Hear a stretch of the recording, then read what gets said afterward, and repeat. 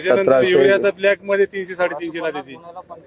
Urea black मध्ये घ्यावं लागतं. हो ती आता बिलिंगवर 600 266 देते आणि आपल्याजवळून 300 300 कुठे आहे 350. ते पोतं? युरियाचं पोतं आहे कुठे आहे? किंमत बिलिंग वर टाकते ते 266 टाकते. कुठे आहे?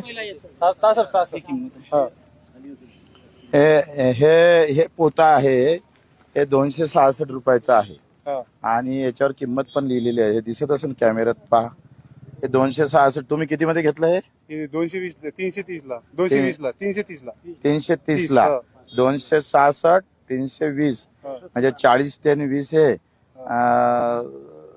60 रुपये जास्त घेतले. त्याचा आम्हाला त्या गाडी भाडा हे धरून जाते तिचं 60 रुपये जास्त घेतले याच्यावर, म्हणजे कृषी संचालकांना याच्यावर.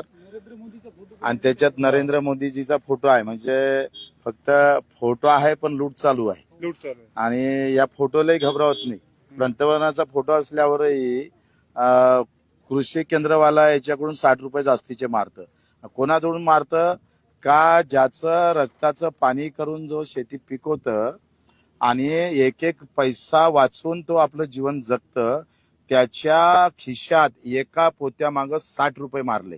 आणि हे जर पोते किती घ्यावं लागते तुम्हाला? आता महिना तरी अंदाजित पूर्ण पकडले 350 3.5 नाही, किती पोते घ्यावं लागतं तरी तुम्हाला मारता? तरी आता एका डोस मध्ये 2 पोते टाकावं लागतं. 2 पोते 3 डोस, म्हणजे आपण जर पकडलं एका शेतात 2-2 पोते जर म्हणले तर 20-25 पोते लागेल. 25 पोत्या मागं 60 म्हणजे किती झाले?